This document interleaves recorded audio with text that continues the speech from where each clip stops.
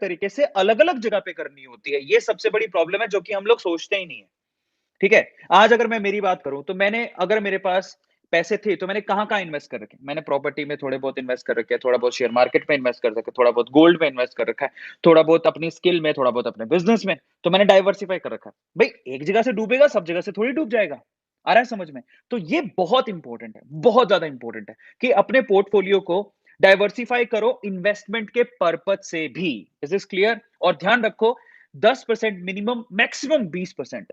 अगर ₹100 कमा रहे हो तो ₹20 से ज़्यादा मत लगाओ शेयर मार्केट के अंदर, ज़रा समझो। अगर ये समझ में आता है तो आपको रिस्क वैसे ही कम हो गया ना अपने आप ही। और उसके बाद क्या है? नेक्स्ट क्या है?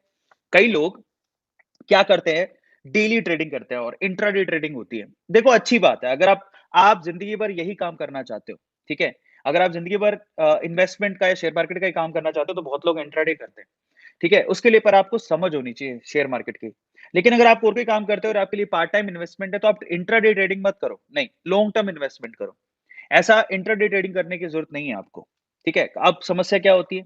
कई लोगों को थोड़ा-सा प्रॉफिट दिखता है, फटाफट से प्रॉफिट उठा लेते हैं और शेयर बेच देते हैं। वो ये नहीं सोचते कि आज ₹10 बढ़ा है, कल ₹20 बढ़ सकता है और हो सकता है कि साल बाद यही जो ₹100 का शेयर तुमने खरीदा, जहाँ ₹10 का प्रॉफिट हो रहा है, मे बी ₹100 का शेयर ₹1000 का हो जाए, तुम्हें तो प्रॉफिट ज़्यादा हो जाएगा।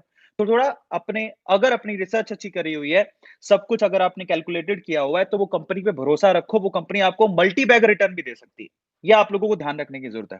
और इसलिए सबसे इंपॉर्टेंट है शॉर्ट टर्म इन्वेस्टमेंट मत करो। लॉन्ग टर्म इन्वेस्टमेंट करो, उसी से आपको सबसे ज़्यादा प्रॉफिट होगा। समझ में आ रहा है? तो सीखने लायक बात क्या है?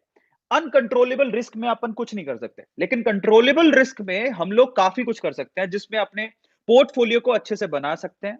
लॉन्ग टर्म इन्वेस्टमेंट पे ध्यान दे सकते हैं। ये बहुत ज़्यादा ज़रूरी है और इस चीज़ को भी समझने की ज़रूरत है कि जब आप किसी कंपनी के ऊपर रिसर्च कर रहे हो, तो आप देखो, है ना? आपने जो पोर्टफोलियो डाइवर्सिफाई किया तो आप देखो। एक बात ज़रा समझ लो, पिछले 100 सालों में ना काफ़ी कुछ हुआ है।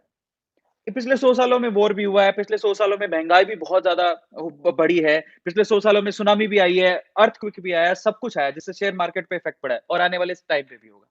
जब आप शेयर पिक कर रहे हो, तो आप पिछले सालों में रिसर्च करो कि जब वॉर हुआ था, तो कौन से शेयर गिरे थे?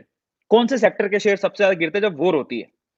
कौन से सेक्टर के शेयर सबसे ज़्यादा गिरते हैं जब सुनामी आएगी, अर्थक्वेक आएगा या फिर पैंडेमिक आएगा? कौन से सेक्टर के शेयर गिरते हैं जब गवर्नमेंट बदलती है? कौन से सेक्टर के शेयर गिरते हैं जब सेबी की गाज गिरती है? सेबी सबसे ज़्यादा कंट्रोल या फिर सबसे ज़्यादा शिकायतें किस सेक्टर की कंपनियों को करती है? रेगुलेटरीज़ कहाँ पे सबसे ज़्यादा, अगर आप देखोगे ना, बैंक सबसे ज़्यादा फ्रॉड के शिकार होता है क्योंकि वहाँ पर लोन दे देते हैं, उसके बाद वो लोन चुका नहीं पाते, फिर सेबी नया नियम लेके आती है। अगर सरकार बदलती है तो सरकार किस चीज़ के नियम बदलती है? जाके देखो। अगर आप ये सब चीज़ें समझ लोगे ना तो यही तो है ट्रिक। अगर आप ये समझ गए कि सरकार बदलेगी तो कौन से शेयर के सेक्टर्स पे फ़र्क पड़ेगा, कौन से पे नहीं, तो आप सजग हो जाओगे, उस पे थोड़ा कंट्रोल करके। एक और बात बताता हूँ, आप पैंडेमिक से सीखो।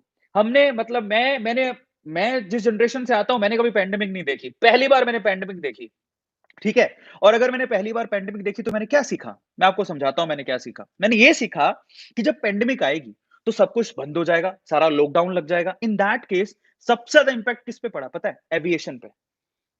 फ्लाइट-व्लाइट सब बंद हो गई, इतना घाटा लगा है। तो जिसके पास एविएशन के शेयर थे, एविएशन समझते हो? जो फ्लाइट्स, डोमेस्टिक और इंटरनेशनल फ्लाइट्स जो उड़ाती हैं कंपनियाँ, उनके भी शेयर वो भी लिस्टेड है। इंडिगो लिस्टेड होगी शायद, ठीक है? तो ऐसी कंपनियों के शेयर गिरेंगे। मैं उसमें इन्वेस्ट पूरी तरह से करके नहीं रखूँगा, बहुत रिस्ट्रिक्टेड। इसके अलावा और क्या गिरा? पैंडेमिक की वजह से सारे मॉल्स वगैरह सब बंद हो गए। आपको पता है फ़िल्में-विल्में पहले सोचते थे, फ़िल्में तो क्या रुकेंगी यार, हर सैटरडे संडे को मैं फ़िल्म देखने जाता हूँ। सलमान खान का मैं बहुत बड़ा फ़ैन हूँ, मैं तो वो डेली जाता हूँ, ठीक है? तो ये आईमैक्स, ये जो आइनॉक्स और ये सब जितने भी पीवीआर सिनेमाज़ काफ़ी ज़्यादा चलेंगे। तो लोगों ने क्या किया, आइनॉक्स में, पीवीआर में इन्वेस्टमेंट करके रखा था। जैसे ही पैंडेमिक आई, सारे सिनेमाघर बंद हो गए, हालत खराब हो गई, सारे शेयर गिर गए उनके। तो आपको पता लगा, आपने सीखा क्या? मैंने ये सीखा कि जब पैंडेमिक आएगी, तो ये शेयर गिरेंगे, तो मैं इनमें तो इन्वेस्ट नहीं करूँगा। समझ में आ रहा है? आगे आने वाले समय में फिर पैंडेमिक आ गई तो क्या करोगे? वर्ल्ड वॉर हो गई तो क्या करोगे? तो ऐसी सिचुएशन में तो सारा बंद ही होने वाला है। तो ना तो फ्लाइटें उड़ेंगी, ना कोई सिनेमा देखने जाएगा। अब ये वापस से शेयर मार्केट में शेयर ये कब उठेंगे? जब सारी सिचुएशन ठीक होगी, हमें क्या पता कब ठीक होगी? पैंडेमिक का अभी तक कोई भरोसा है? लोग बोल रहे हैं तीसरी लहर भी आएगी।